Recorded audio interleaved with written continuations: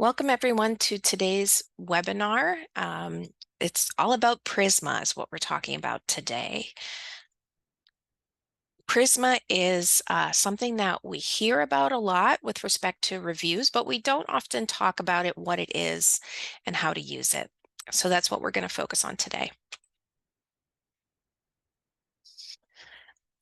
If we haven't met, I think I have met most of you, but if we haven't, this is me. I'm Rosie. I'm an associate professor and the head of the Information Services and Research Department at the Library of the Health Sciences.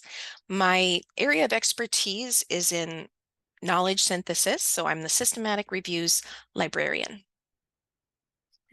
Today, what we're going to be talking about is a pretty narrow focus on PRISMA, what it is, why is it important, how do we use it? We're going to talk about a few common misconceptions or misunderstandings of PRISMA.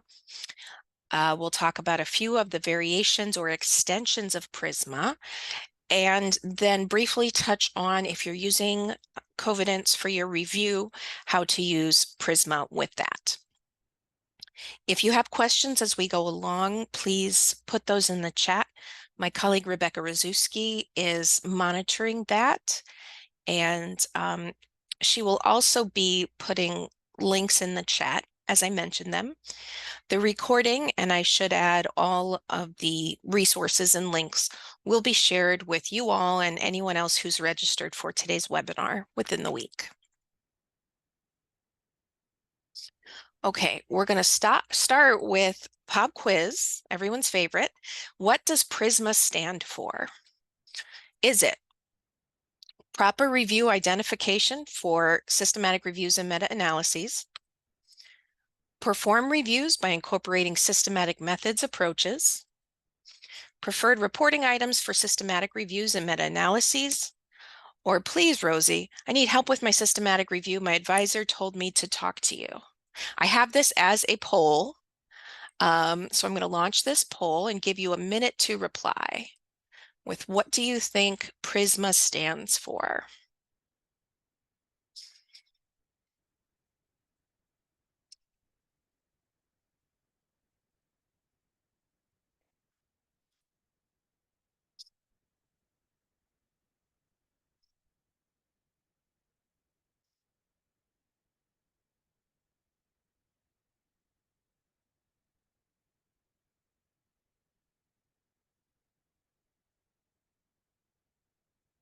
Okay, looks like everyone or nearly everyone has answered. So I will end the poll, and 8 of you got this correct. The answer is C, preferred reporting items for systematic reviews and meta-analyses.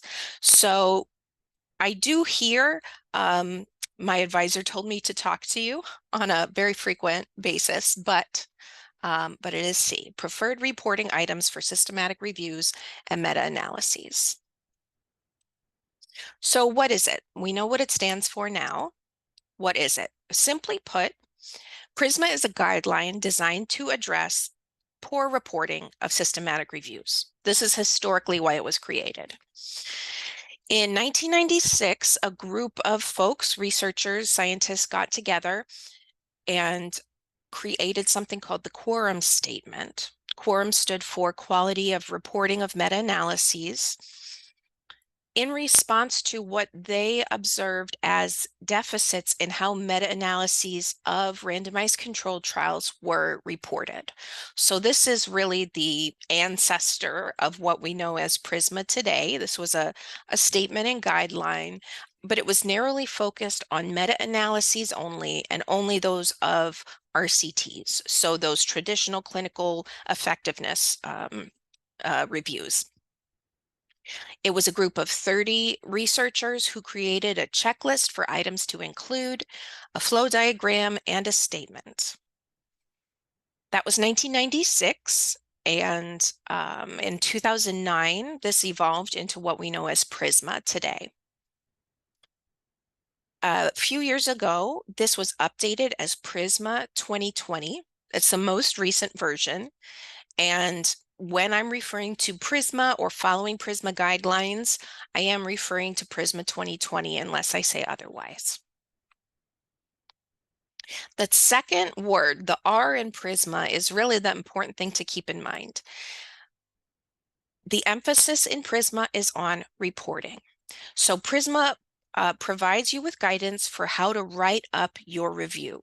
What elements do I need to include? Where in the paper do they go? How do I describe them? And this applies to all sections of your paper. PRISMA does not guide how to do a review. So it's not a standard for conducting a review. It simply applies to reporting your review.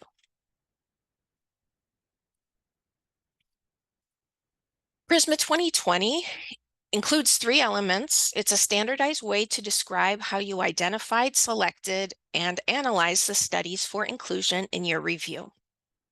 The 3 elements are the PRISMA statement, and Rebecca just put the link to the PRISMA 2020 statement in the chat.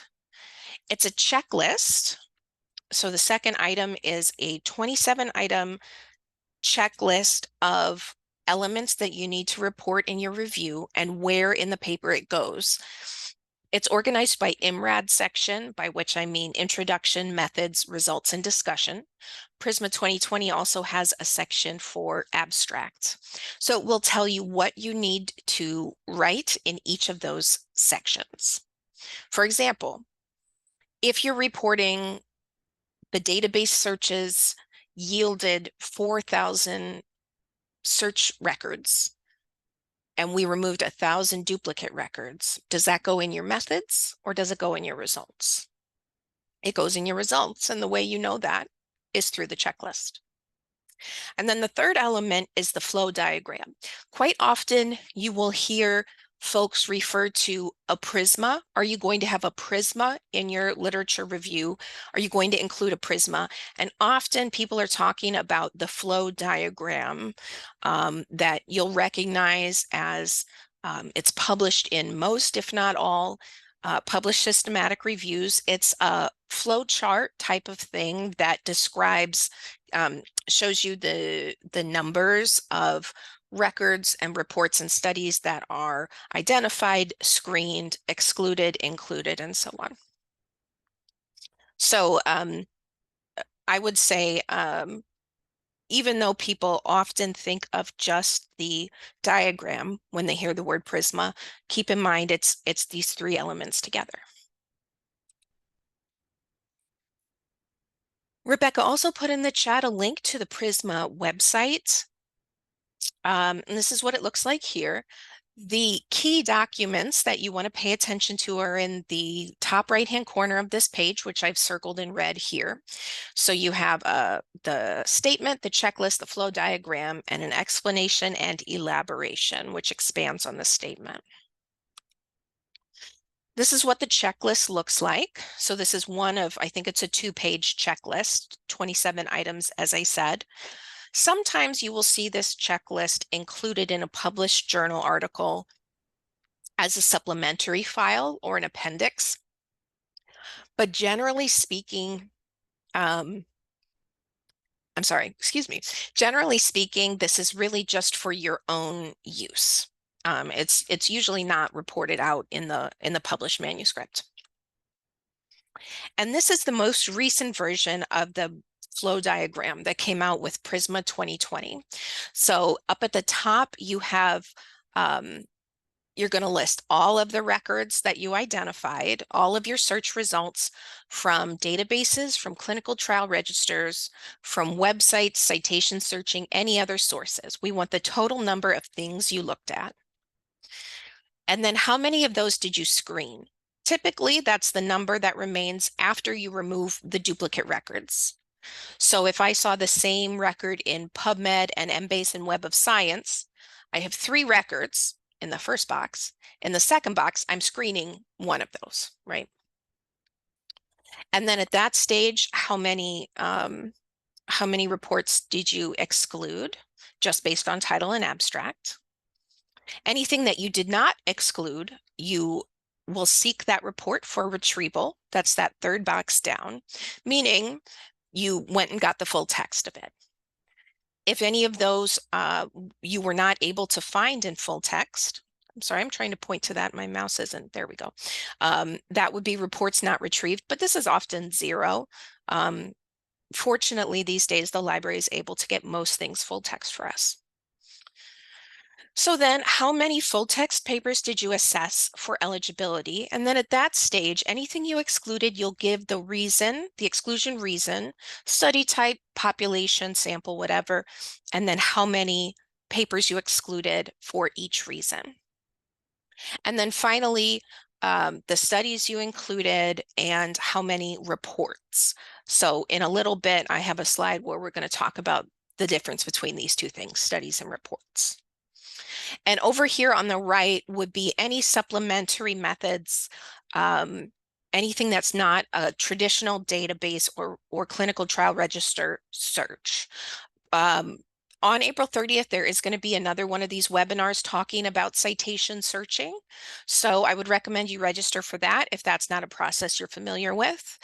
And then if you are interested in hearing more about searching websites and organizations, you can go back and view the recording from our gray literature webinar that we did a few weeks ago. Thank you. Rebecca just put the link for those webinars in the chat.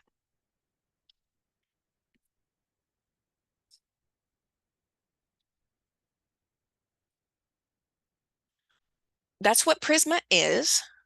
Why is it important? Why do we need to know about this and why do we need to use it? PRISMA guidelines support review, transparency, and reproducibility. Throughout this webinar series that we've been doing this spring, you've heard us talk a lot about transparency and reproducibility, which are two of the guiding principles of doing a systematic review. So PRISMA supports that by ensuring that all the necessary components are reported out in your manuscript. This is a quote from the Cochrane Handbook for Systematic Reviews of Interventions, saying that all Cochrane reviews should adhere to the PRISMA 2020 reporting guideline. And this is important too to note, PRISMA is a minimum set of items. So you're allowed to include more than the items that are listed in PRISMA, but PRISMA will tell you the minimum number of things you should include.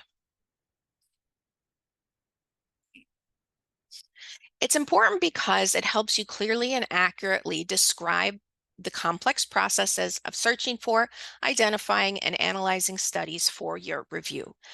By doing this, you help anyone who reads your paper, so the referees and peer reviewers, the editors, eventual readers of the final publication, you help them determine if your methods were appropriate and rigorous, and therefore how they evaluate the evidence that you present in your review.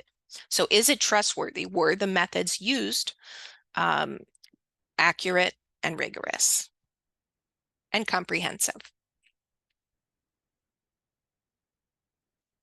All right, how are we going to use PRISMA in our review? Well, as I said, the emphasis is on reporting with PRISMA, meaning you're going to write up the project at the end. Obviously, after your data collection and analysis are done, you're going to write up your manuscript, but you want to be aware of and follow PRISMA from the beginning of your project, simply because you need to know what to document. So you don't want to get to the very end of your review, be ready to write it up and see that, oh, I'm supposed to report out the number of duplicate records I deleted, and I didn't write that down. You want to know that at the beginning, right? So you know what notes to keep. So at the beginning of your project, you'll read through the guideline and you will keep the checklist at hand so you know what needs to be documented. The flow diagram will be included in the results section of your manuscript. And then, as I said earlier, the checklist is mostly for your own team's use, but sometimes you'll see it included as a supplemental file. In the past, I have not, in reviews I've been on, we have not submitted that as a supplemental file, but you will have it in case the journal happens to ask for it.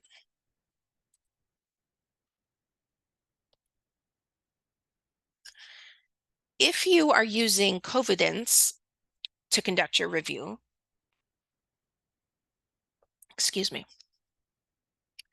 you'll see at the top right-hand corner of your review summary page or the dashboard, a button that says PRISMA. Covidence will actually track, excuse me, Covidence will actually track the number of records that you bring in. It tracks everything that's excluded at which stage for what reason. And you can click on this PRISMA button to see a generated flow diagram. This is just a screen grab of the top half of what that diagram will look like in PRISMA. It tells me I imported 6,000, just over 6,000 studies. And on the right of that, you'll see that Covidence identified 2,127 duplicate records. As I start to go through and screen those abstracts, I might find duplicates that Covidence did not flag, and I can mark those manually. I can just click a little button that says duplicate, and in that case, that top line, 0 duplicates identified manually, that would turn to 1. So those are automatically tracked as well if you're identifying them manually within Covidence. This is a relatively recent feature in Covidence, but when you import files from your database searches, you can tell Covidence which database it's coming from. So here's my file that I downloaded from Scopus, and I'm going to tell Covidence this is from Scopus. And in that way, it'll generate in your Prisma, it'll tell you of these 6,000 records, how many came from each database, which I believe in Prisma 2020 is recommended that you give each database number and not just the total number. Okay, and you can see we haven't, we've only gone through 70 of these studies so far, but that number will continue to grow as we go through. And then, this is a built-in feature on the Covidence website on your dashboard, but then you can download it as a Word document file and edit it. The flow diagram itself is not, it's available under a Creative Commons license, CC BY, meaning that as long as you provide attribution and cite the source for the Prisma diagram, you're allowed to use it in your manuscript.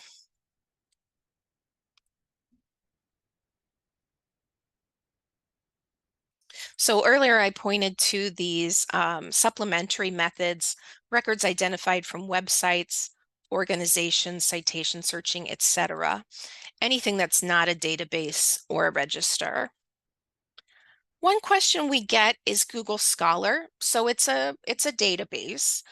However, it works a little bit differently than other databases that we search for systematic reviews, simply because your results for a Google Scholar search will be in the tens or hundreds of thousands, if not over 1 million. So it's not possible to save and screen every result from a Google Scholar search. If you decide to use Google Scholar for your systematic review, you actually won't include those numbers over here in records identified from databases. You'll put them over here, records identified from. You can even put Google Scholar and how many of those records you screened. So typically the general guideline is if you use Google Scholar, you want to review the first 200 results. And so you would put that you identified 200 results from Google Scholar. And then down here would be how many of those you pulled full text.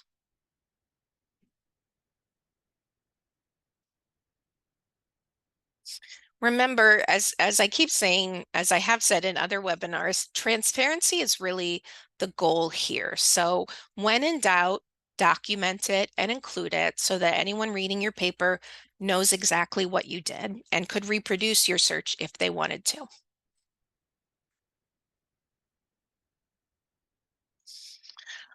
Another question we get quite often at the library is how to update a Prisma flow diagram if you ran your search more than one time. So quite often when you're doing a systematic review, we'll run the searches and save, say, 6,000 records to Covidence. And then by the time the team is finished screening those results, going through the full text, deciding on what should be included, doing data extraction, often several months, if not years, have passed. So before submitting the manuscript, the team will want to rerun those searches and update the search to make sure you're including the most recent evidence possible. So if you already have in your Prisma, let's say this year you do a search and you have 1,000 database records that you imported to Covidence, and it says 1,000 in your Prisma. Then you do another search in 2025 for everything that's new since the last time you ran that search in 2024. There are 300 new articles. So how do I report this? I will simply add those numbers together and report a single number, 1,300 total records. So you're just reporting the total number of records screened, regardless of how many times you ran that search and how many batches of abstracts you uploaded to your citation manager or to Covidence.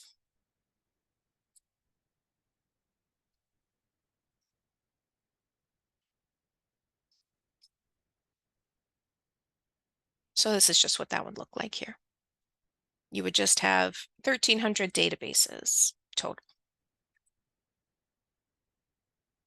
All right, I did notice one of our registrants, when they signed up for the webinar today, asked if we could talk about scoping reviews. So how does this apply to scoping reviews? As the name implies, PRISMA is designed for systematic reviews and meta-analyses.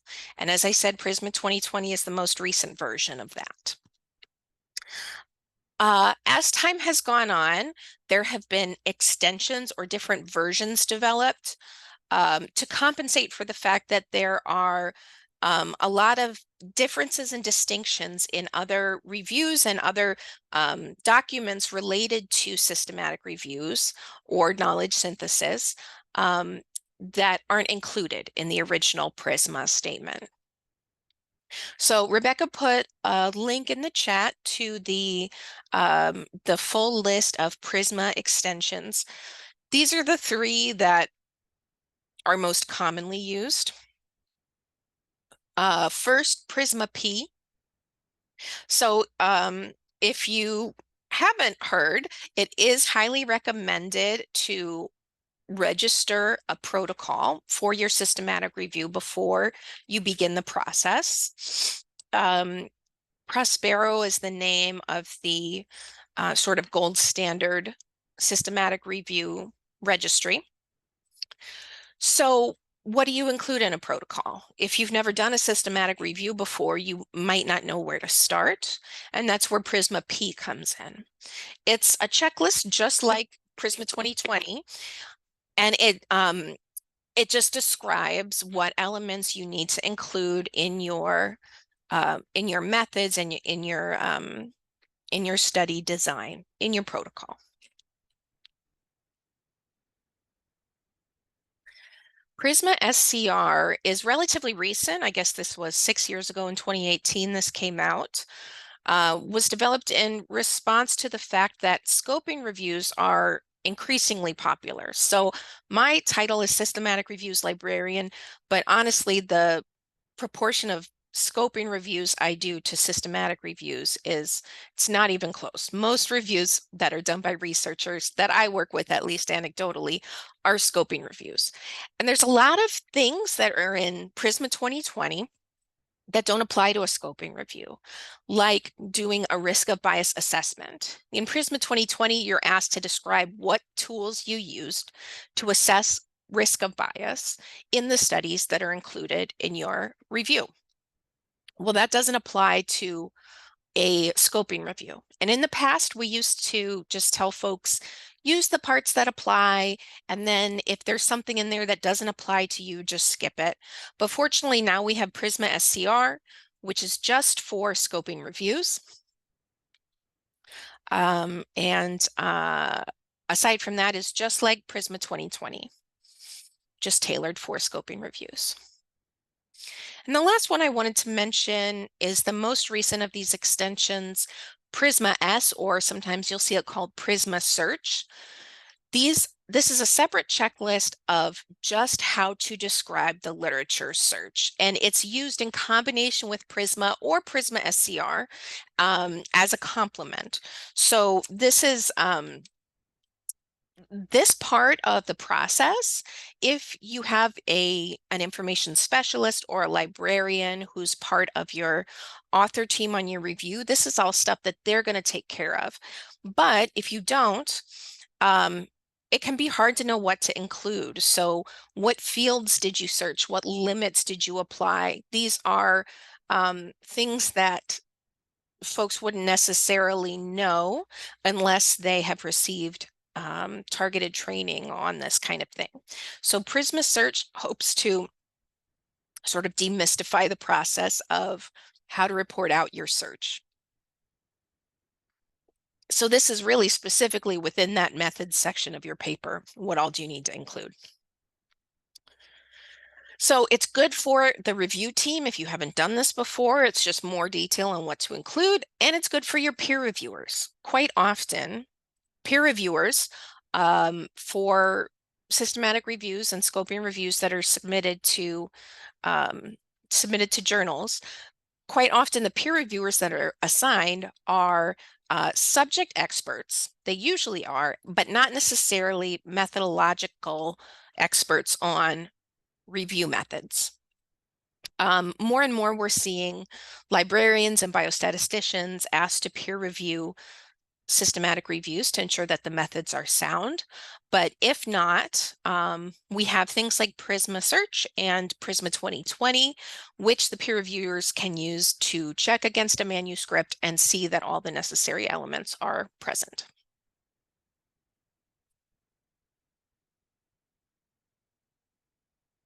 I wanted to touch briefly on a few common misconceptions and misuses of PRISMA. The first that we see very often is in how authors describe using PRISMA.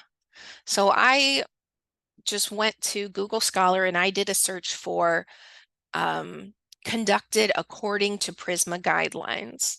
And, you know, there are thousands of articles that say in their methods sections, this review was conducted according to PRISMA guidelines. So technically speaking, this is nonsense because, as I said earlier, PRISMA is a standard for reporting, for writing up your manuscript. It is not a standard or guideline for how to conduct a systematic review. So you would want to say that you conducted your review following whatever methodological framework you used, or, you know, Cochrane Handbook, or if you did a scoping review, we use the Arksey and O'Malley framework for conducting a scoping review, and it's reported according to preferred reporting items for systematic reviews and meta-analyses. So seemingly minor but important distinction. So you don't want to say you conducted your review according to PRISMA, because that's not a thing. Okay, and as I alluded to earlier, what's the difference between records, reports, and studies? You'll see in this little cropped image from part of the PRISMA flow diagram, in the first two boxes, they ask for a number of records. In the second two boxes, the third and fourth boxes, I should say, they ask for reports. And then in that fifth box at the bottom, they ask for a number of studies and the number of reports. So what they mean by that, the record is the reference information that's saved from a database or register, another information source, and it represents a single publication. So this is what I usually refer to as my search results. So how many did I get from PubMed, from PsycInfo? How many did I get from clinicaltrials.gov? Add that number together, and that's the total number of records. And this will include duplicates. So you're going to get the same study as a record in PubMed and Web of Science. So this is that number of everything. How many abstracts physically are you going to screen? So that's records, box 1 and box 2. The report is the full text publication. Quite often, I'll say usually, when you're doing a systematic review, it's a scholarly journal article. So what we might refer to as a paper, the publication itself. How many full text papers did you try to retrieve, and how many of those did you review or screen? Now, finally, what's the difference between that and a study? The study is the unit of interest in your review. So that's the research project itself. We're doing a study on, whatever, probiotics at preventing surgical site infection. That single study might publish their results in more than one paper or report. Or similarly, there might be a single report or paper that includes descriptions of more than one study. So that's why PRISMA 2020 asks for both the number of studies and the number of reports. Quite often, it's the same number. The other thing I wanted to say that just slipped my mind was that if you're using Covidence, it will give you an option to merge two reports in your review if you happen to have, let's say a study was published as a white paper or working paper and a scholarly journal article. You've identified them both in your search, and you want Covidence to know it's two reports out of the same study. You can click both of them to merge them as a study, and it will keep track of your numbers that way.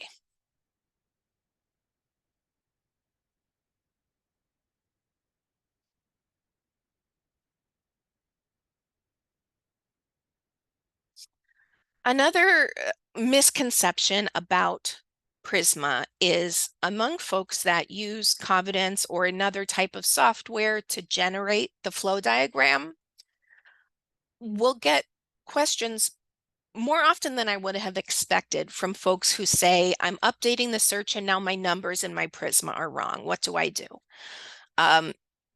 You're allowed to edit it, and in fact, sometimes you have to edit it.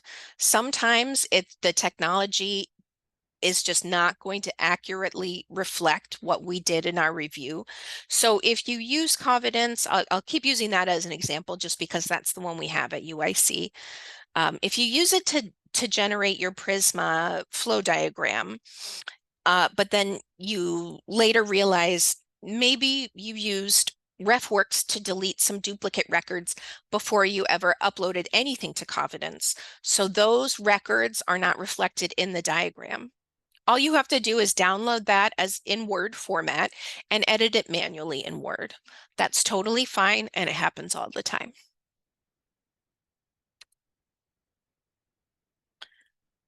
Okay, and I think this might be my last slide, but when do we not use Prisma?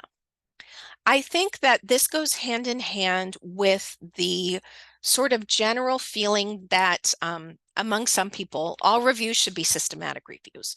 We want, when we're creating a publication or doing a review, we want to prove that we have done things systematically. So I think there's a temptation to use Prisma and use that type of flow diagram, even when it doesn't really apply to what we're doing. So Prisma applies to certain types of reviews in which you have a single or let's say linear search and screening process.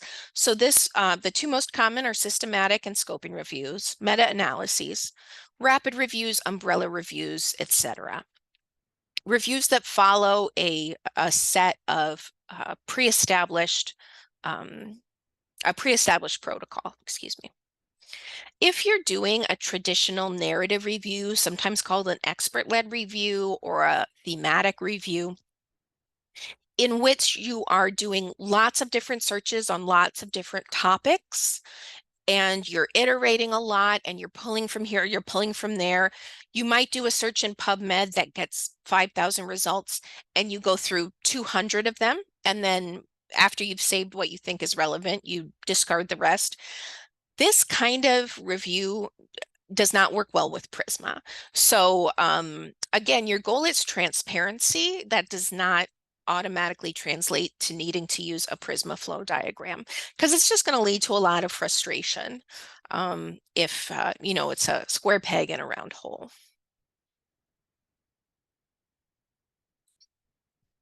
Okay. So before I take your questions, I wanted to put in a plug for our webinar next week. We have 4 webinars remaining in this series. Next week, we're going to be talking about other guidelines. So Cochrane, Joanna Briggs, etc. And Rebecca put the link for the systematic review series in the chat. Excuse me. Oh, thank you. And she just reposted it in the chat. My name and email address are here if you have follow-up questions or you'd like to meet to have your questions answered. I'm happy to do that. And then, as I said, the recording and the links will be sent to you all within 1 week. Okay, so I am going to stop my recording so I can take your questions.